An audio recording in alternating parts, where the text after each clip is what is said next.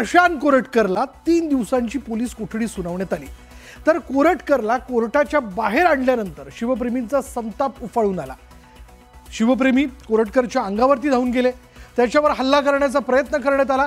तर 1 महिना कोरटकर कुठे होता, त्याला कोणी कोणी मदत केली, असे प्रश्न आता निर्माण झालेत।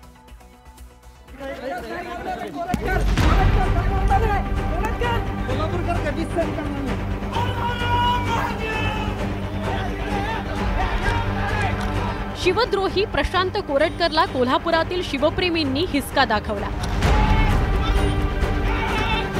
छत्रपती शिवाजी महाराजांचा अवमान करणाऱ्या कोरटकरला धडा शिकवण्याच्या उद्देशाने शिवप्रेमी रस्त्यावर उतरले होते।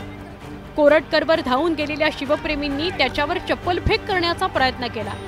शिवप्रेमींच्या संतापामुळे पोलिसांचीही तारांबळ उडाली। प्रशांत कोरटकरला कोर्टात हजर केल्यावर दोन्ही बाजूंकडून युक्तिवाद करण्यात आला।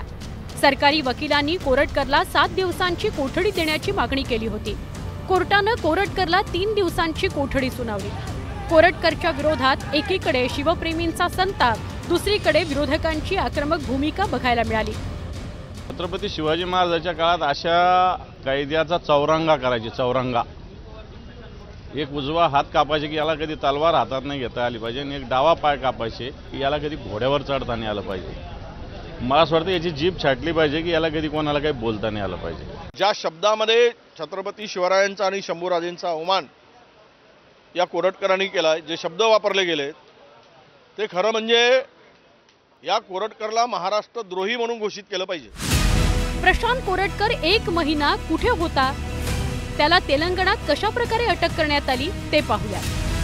कोरटकर विरोधात 25 फेब्रुवारीला कोल्हापुरात गुन्हा दाखल होता। गुन्हा दाखल झाल्यानंतर कोरटकर इंदूरला फरार झाला। 1 मार्चला त्याला कोल्हापूर कोर्टाकडून 11 मार्चपर्यंत अंतरिम दिलासा मिळाला। 13 मार्चपर्यंत कोरटकर नागपुरात मुक्कामी होता। 13 आणि 14 मार्चला तो चंद्रपूर SP ऑफिस समोरच्या हॉटेलात मुक्कामी होता। सट्टेबाज धीरज चौधरीकडून हॉटेलची व्यवस्था करण्यात आली होती। हॉटेलमध्ये पोलीस अधिकारी महेश कोंडवार कोरटकरला भेटल्याचा आरोप केला जातोय। 14 मार्चला कोरटकर नागपुरातील घरी पोहोचला। 14 मार्चला त्याने मित्रांसोबत पार्टी सुद्धा जोडली। पार्टीनंतर तो पुन्हा चंद्रपुरात परतला। 18 मार्चपर्यंत तो चंद्रपुरातच मुक्कामी होता। तर 18 मार्चला कोरटकर तेलंगणात पसार झाला। पोलिसांनी सट्टेबाज चौधरीला ताब्यात घेतलं। चौधरीच्या माहितीनंतर कोरटकरचा माग मिळाला। 22 मार्चला कोरटकर विरोधात लुकआउट नोटीस जारी करण्यात आली। 24 मार्चला तेलंगणातील मंचिरियालमध्ये कोरटकरला अटक करण्यात आली। तर कोरटकरला कुणी आश्रय दिला होता हे बघा, असं मुख्यमंत्र्यांनी नाना पटोलेंना सुनावलं। पकडलं त्या कोरटकरला, कुठे पकडलं, कुठे लपून बसला होता?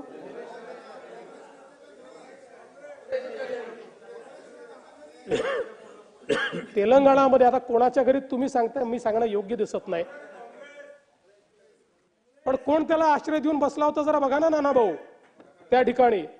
पण आपल्याला राजकारण करायचं नाही आहे। छत्रपती शिवरायांवर जर कोणी अशा प्रकारे बोलत असेल तर ही कारवाई आपण करूच, कारण ते आपलं दैवत आहे आणि त्यामुळे दैवताचा अपमान हा निश्चितपणे आपण सहन करणार नाही। जेव्हा महात्मा गांधींना मारलं तेव्हा गोडसेनी काजळ लावलं डोळ्याला आणि ताईत घातला गळ्यामध्ये की तो मुसलमान आहे असं पकडल्यावर वाटलं पाहिजे। त्यामुळे मग आता काँग्रेसच्या लोकांनी आश्रय दिला असं म्हणणं सुद्धा त्याच प्रकारचा एक भ्रम निर्माण करण्याचा प्रकार आहे।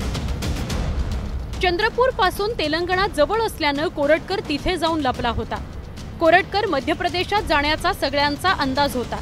त्यामुळे कोरटकरनं गुंगारा देण्याकरता तेलंगणाची निवड केल्याची शक्यता वर्तवली जाते। आता पोलीस कोठडीत असलेल्या प्रशांत कोरटकरच्या चौकशीत कोणकोणते खुलासे होतात आणि त्याला काय शिक्षा होते याकडे राज्याचं लक्ष लागलंय।